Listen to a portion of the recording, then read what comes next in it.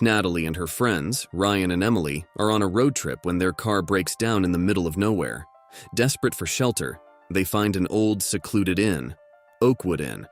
The innkeeper, an elderly woman named Mrs. Halloway, welcomes them and offers them rooms for the night, warning them to stay inside after dark.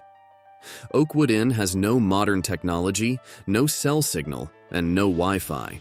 The group finds it charmingly old-fashioned, but as night falls, things start to get strange. At dinner, Mrs. Halloway tells the group eerie stories about the inn's past, hinting at hauntings and strange disappearances.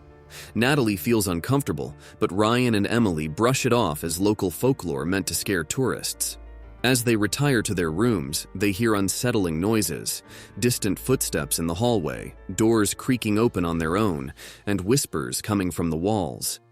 Natalie tries to shrug it off, but when she sees a shadowy figure in the mirror behind her, she becomes convinced something is wrong. Ryan goes missing the next morning, and Natalie and Emily search the inn in a panic. They confront Mrs. Halloway, who insists he left early to find help, but his things are still in the room. The tension rises as the girls hear more noises and begin to see things out of the corner of their eyes, flashes of figures that vanish when they turn to look. The two girls eventually find a hidden door in the basement, leading to a forgotten part of the inn inside. They discover a collection of old photos and artifacts that reveal the horrifying truth. Oakwood Inn is a trap. The inn isn't haunted by ghosts, it's haunted by time itself. Every guest who stays there is slowly erased from existence. Natalie and Emily realize that Ryan didn't leave. He's been wiped from their reality. They find his name scratched into the walls, along with dozens of other names, all victims of the inn. Desperate to escape before they suffer the same fate, Natalie and Emily rush to leave, but they notice something terrifying. Emily is starting to forget who Natalie is. Natalie's face is fading from photos, and her belongings have disappeared. Emily tries to fight it, but as the minutes pass, she can no longer remember Natalie's name or why they're there. In a panic, Natalie runs out of the inn and into the woods, but by the time she reaches the main road, her reflection in a puddle is gone. Natalie standing alone, invisible to the world, as Oakwood Inn claims another victim. Lydia, an art historian, is tasked with investigating the life of James Cartwright, a mysterious and reclusive painter whose final masterpiece was never found. Cartwright's works are known for their unsettling realism and dark themes, and his disappearance decades ago has left the art world puzzled. Lydia's research leads her to a small village where Cartwright once lived, and she uncovers rumors of a painting that was said to be so horrifying that anyone who looked at it lost their mind. Lydia tracks down Cartwright's abandoned estate, which has been untouched since the painter's disappearance. The locals warn her to stay away, calling the house cursed, but Lydia is determined to find the lost masterpiece. As she explores the estate, she finds sketches and half-finished works, all of which exude a disturbing energy. Each painting seems to watch her, as if alive. Lydia grows increasingly uneasy, but presses on. In the attic, she finds a hidden room behind a false wall. Inside is a massive canvas, covered by a dusty cloth. Lydia realizes she has found Cartwright's final masterpiece. The room feels thick with tension, and for the first time, she hesitates. But her curiosity gets the better of her, and she pulls the cloth off the painting. The painting is unlike anything she's ever seen. It's a portrait of herself. Every detail is perfect, down to the exact clothes she's wearing at that moment. Lydia steps back in shock.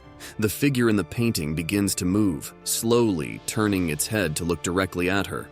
Frozen with fear, Lydia watches as the figure in the painting starts to smile, a smile that grows wider and more sinister by the second. Suddenly, the house begins to shake and the walls start to melt, warping and distorting. Lydia realizes too late that Cartwright's final masterpiece wasn't just a painting, it was a doorway. The more she stares at it, the more she feels herself being drawn into the canvas, as if the painting is consuming her. Her surroundings dissolve into darkness, and the last thing she sees is her own reflection, grinning back at her from inside the frame. When Lydia's colleagues arrive days later, they find the house abandoned. The painting is still there, but it has changed. Instead of Lydia's portrait, there is now a blank canvas, with the faint outline of a figure in the distance. As they leave, one of them swears they saw the figure in the painting move. The legend of Cartwright's masterpiece grows, claiming another victim, as the painting continues to evolve, waiting for its next viewer. Sarah and her husband, David, have just moved to a small town to escape the chaos of city life. One evening, while driving home, they get lost on a winding country road. As dusk falls, they stumble upon a beautiful old Victorian house at the end of a narrow path. It's grand but worn, with ivy climbing up its brick walls and large shuttered windows. Intrigued, they decide to knock on the door to ask for directions. An elderly couple, Mr. and Mrs. Greaves, warmly invite them in.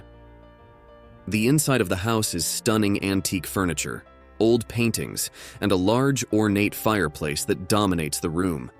As they sit by the fire, the Greaves explain that the house has been in their family for generations, passed down from one to the next. Sarah and David enjoy the couple's hospitality, but as they talk, Sarah notices something odd. The clock on the mantel hasn't moved since they entered, stuck at exactly 7:15.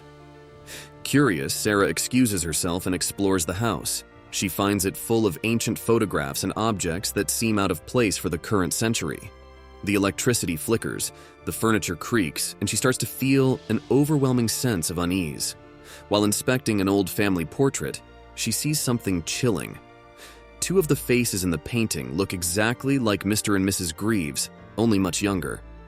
When Sarah confronts David about her discovery, he dismisses her concerns, saying the couple just resembles the figures in the painting. But Sarah can't shake the feeling that something is terribly wrong. She insists they leave, but as they prepare to go, the Greaves offer them a room for the night. Reluctantly, David agrees, convinced that leaving in the dark would be dangerous. That night, Sarah wakes up to the sound of faint whispers echoing through the house. She follows the noise and stumbles upon a hidden door leading to the attic. Inside, she finds boxes filled with letters and documents dating back centuries, all signed by different members of the Greaves family. But there's one problem: every letter is written by the same hand, using the same language and phrases, as if time hasn't passed at all. Suddenly, Sarah hears footsteps approaching.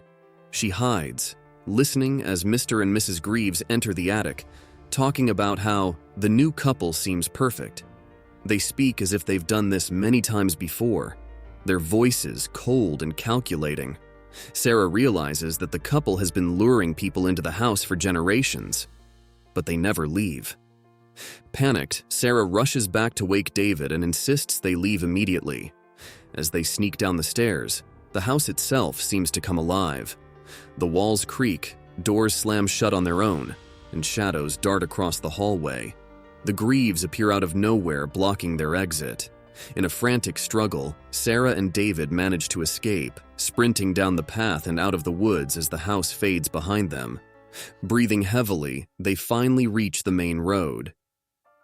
Sarah turns to look back, but the house is gone. There's nothing but a barren field where it once stood.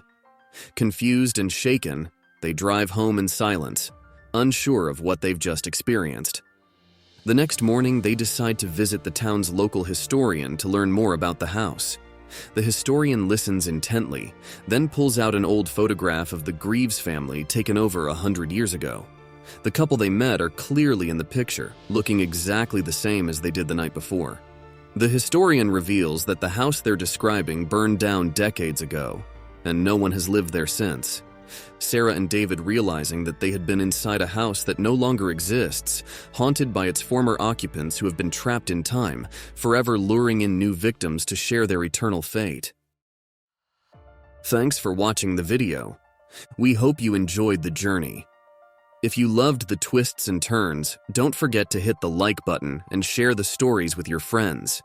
Make sure to subscribe and tap the notification bell so you never miss out on our next thrilling tale, because there's always a new mystery or adventure just around the corner. Until next time, keep imagining, keep exploring, and remember, nothing is ever quite what it seems.